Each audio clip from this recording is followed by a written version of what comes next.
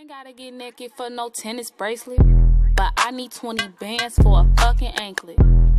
He gave me neck, now I got protect. Guys, it's Miss Nay UK. Welcome back to my channel. Today I'm doing something a bit more personal and a bit close to home. A few girls on Instagram who have followed me for quite a while have all asked me a few questions that kind of revolve around the same topic, which is how did I deal with my ex cheating on me, with his side ting coming to me as a woman, and just how it affected me and how I feel about things now. Has it affected me in the future, etc. I'm just going to nip it all in the bud here. First of all, I don't like living in the past, but I think it's important to recognise what's happened so that you don't repeat history. I've grown past that situation now. I don't have any bitterness. I don't have any bad feeling in my heart for none of them, because the situation happened for a reason. And I feel like, ironically, in such a strange, twisted and horrible way, I went through a horrible point in my life, but it's made me so strong now. Like, it's made me know what type of man I want in my life. It's made me know what I will and won't stand for, kind of thing. So that's a positive. I'm going to just back it up for you. In a nice nutshell, I was with this person a long time. At this point, 5 years, when this side ting called me as a woman. At the time, she came under the impression that she had just found out about me. She didn't know he had a girl. And in those type of scenarios, I don't have a problem with the female. And at first, I didn't have an issue with her. My problem kind of developed when I started to dig at a few mutual friends. A few people had come to me with multiple stories and stuff. And it started to unravel that the girl was aware of me the whole time. Whatever, I don't know her reasoning for getting involved with somebody that had a girl. I don't know her reasoning for why she even contacted me, because she continued to see him after that anyway. But whatever, it is what it is. So for me, it then made me look at you a bit shady. Ladies, if you're going to be a side ting and a willing participator, like, why are you going to the girl as a woman? Because you was happy to do what you was doing, knowing about her. So when you decided to step out of your comfort zone, or what your situation is, and go and potentially you're going to go and wreck someone's life, you don't know where that person is. No matter what that man has told you about his girl, no matter what you think you've heard from other people, you don't know this woman. This is a stranger to you, and you don't know her mental strength. You don't know where she is in her life, what type of things are going on, and you're going to go and tell her something that can be quite heartbreaking. It can affect people in a big way. I feel like for me, I struggled. But I'm a very strong and bold and confident character. I'm confrontational. I'm an extrovert. So a lot of people feel like she can take it. And I feel like even him, he probably didn't take it that serious, because Nay's strong. Nay's always on crud. Nay wants all the smoke. But I'm still human. And it was a lot. You know, you had to put on a smile on your face sometimes, and you just wanted to curl up in a ball and not leave your house. It's hard. You've got to remember, I had been with this person at this point 5 years. I lived with them. We did a lot of things together. And for someone to come and tell you that they've been seeing this person for a long period of time, it was really difficult to digest. Like, it was like, at the time I was in uni and I was working, and I fell off both because mentally, I didn't want to get out of my bed in the morning. I stopped attending. I finished my placement for the year for that, because I was in my first year at uni. I finished the year and I didn't even sign up for second year. Mentally, I just couldn't do it. I just felt like, what's the point? I was totally non-motivated. I was totally in just constant confusion and distress. Like, it takes up a lot of your energy, especially if you still love this person. You're trying to investigate to find out if there's some foul play or bullshit to take back this person. Like, that was the kind of what was going through my mind. Bearing in mind, we lived together at the point, so I'm like, right, like, my house, like, what are we gonna do? Am I gonna live on my own? I have to handle this yard. Like, is he gonna want to stay here? Like, what's the situation? His response when everything came out, you know, he came clean and he said straight, like, I fucked up. I really fucked up. I'm not going to go into details too much, because I'm not here to drag people. But there was a lot of different parts of information and stories, etc. that I had to sift through. And that, what you think would kind of be dealt with in a week, becomes a month, becomes 2 months. Do you know what I mean? Funny enough, I did forgive him initially, and we were kind of okay. It kind of settled down. And then later on, it just kind of, I feel like we were going for a while because we both still cared about each other. I feel like the feelings that we had was there, and that was obviously separate to their situation. But it got to the point where my trust for you was non-existent. This girl was consistently dragging me as well. Like, how can you drag somebody that you damaged? Like, it's so, like, I can't, it's just mad. But I had people coming to me about it that I didn't really, like, speak to about my relationship and stuff.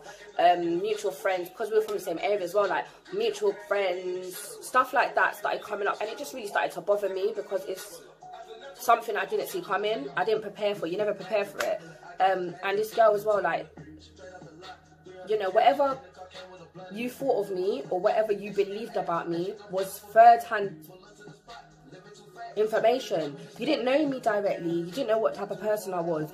So when you're sitting around, walking around telling people like, oh, their relationship was done, or you told me he's not even really with her anymore, and I'm sitting there like, sis, like, every Christmas for the past 6 years, I've been sitting down next to his mum. Where were you? Like, don't ever let a man put it in your head that a next girl that he's with ain't the girlfriend, because if that's the case, he will drop her out. I'm telling you lot for free. If a man really wants out, he would bust out, he would leave.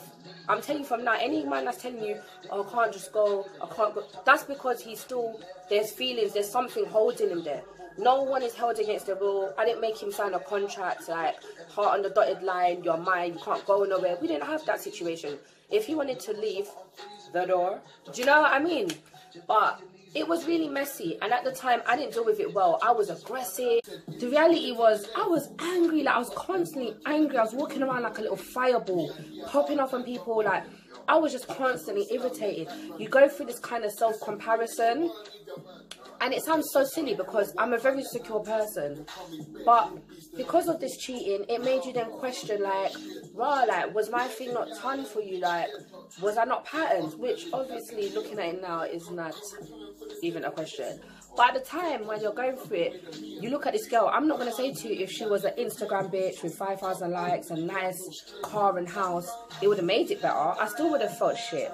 But I feel like I'm looking at this girl, and my judgment is, like, I'm working, I'm at uni, I'm trying to work towards something with you, I'm trying to work towards goals with you, and like, you fucked me over for a bum bitch. That's how I looked at it, and that used to just make me pissed off over and over. You overthink it, your chest is constantly hot, your blood is constantly boiling, because you're just angry, you're just hurt. And at that time, that person isn't offering you, they're offering you some answers, funny enough, that fit the situation, but they're not the truth. And obviously what happens with that is if you just feel another lie that's liable at the time, it makes sense. Like, over time, what happens? The little cracks that you filled with your little cheap filler, the cracks started to crack more, and they became big, and then the whole thing collapsed, and that's what happened. I don't hold any hate. The situation went on for some time as well. I was dragging the girl on social media a lot. Looking on it now, I wouldn't do that now. If that happened to me now, I would just walk away, to be honest. I would still hurt, I'm human, but I would walk away. Whereas, at the time, I was on smoke. Straight, I was on smoke. I feel like I've grown up a lot from then. After me and him broke up, we were still connected, but we were very distant. At that point, people were coming to me like, oh, he's moved in with her now, and I'm thinking, okay. And it just got to a point where I'm like, don't tell me, I don't want to know, I don't want to this, I don't want to that. And I started to really detach from it, and I feel like that was the beginning of me really letting go. Mentally, I left the relationship before my body, you know, followed. I feel like I got to a point where I was totally unhappy, I was paranoid, I didn't trust this guy. Like, what he had to say made sense, but it was just to fill the cracks that you had created. And over the time, the cracks became really big and the relationship collapsed. And as time started to go by, I just started to fall in love with myself. It got to a point, I said, why am I upset over this boy and this girl? Like, they're living their life, you know. They didn't give a fuck about me.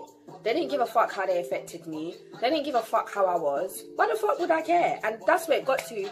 It just got to that point where I was like, yeah, say nothing. Let me boss up. I know that sounds so, like, cliche.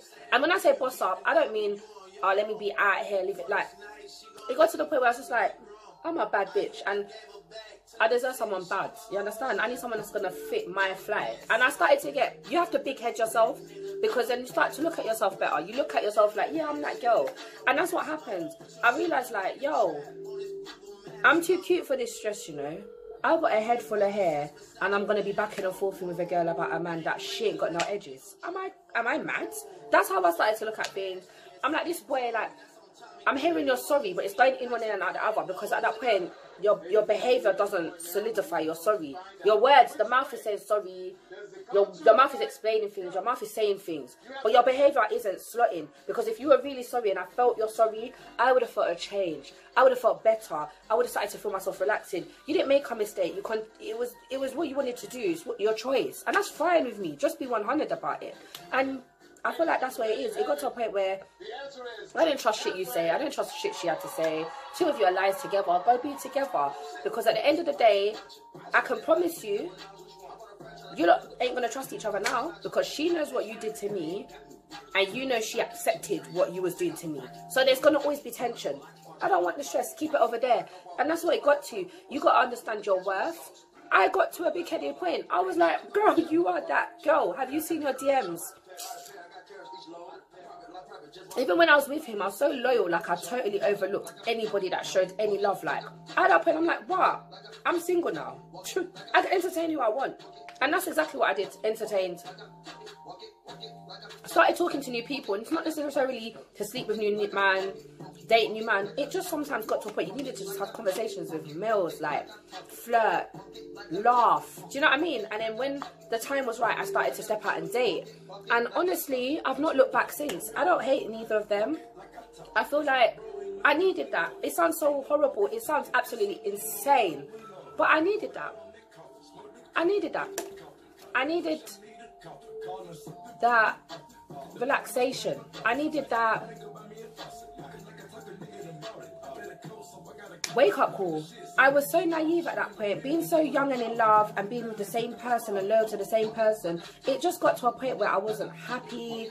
I was stressed, and I'm like, yo, I'm gonna age myself. I needed that wake up call to realize, like, yo, people will step out of you, people will do dirty. The ones that you can't, the closest, will do you dirty, but you will live to see another day. It's not gonna be the end of everything. If someone had told me beforehand what was gonna happen, I would have been like, okay. It was unbelievable. Now it's happened.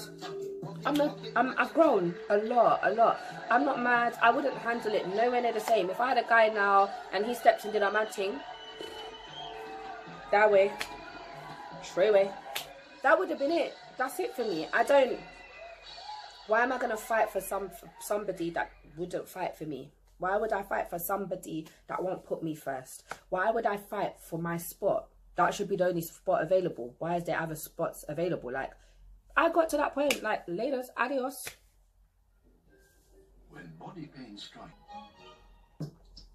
I feel like as well, I really had to look at myself. It sounds so silly. You know when men are like, oh, I prefer natural beauty, and then they'll cheat. I'm not even saying about me personally. I've seen this happen where men then will say they don't like something particularly, they don't rock with something, they don't like it on their female, and they'll cheat on their girl with a person or a female that has the characteristics they said they didn't like. Like, it's just weird to me. Like, man, then please be aware your words are powerful. How you treat us is powerful, you know. Like, it makes such a difference. I'm a strong enough character that I was able to get up and pull myself up with the help of my friends, my family. There are girls out there that don't have that A, support system, and B, some of them have it and they won't tell people out of embarrassment. It leads to depression, mental breakdowns, crises, you know what I mean? Like, you'll be so surprised how much you can break a person by cheating and the way you go about it. I know that sounds silly. Cheating is cheating, period.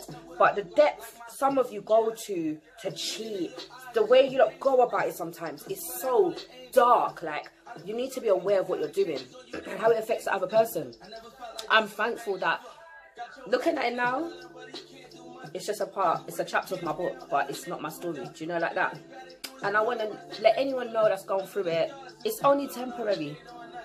It's only temporary, because you love that person. You only see yourself with that person. But I promise you, if that person done you dirty, they'll most likely do dirty again or continue to do dirty. And there's someone out there you're not going to have to beg to act right. You're not going to have to kill yourself for them to come and behave proper. There's someone out there that will just treat you how you want to be treated. But in order for them to come in your life, you got to let go. You got to let bygones be bygones and grow. Deal with you, what you like, what you love. Fall in love with yourself again. And the rest will come. The rest will come. I hope you guys not liked my story, but if it is relatable and it's something that helps you, like, feel free to comment below, feel free to subscribe to my channel. Thanks for listening. This was a hard one, but I'm glad I've done it, and I'm glad I'm in a different place, and thanks for watching.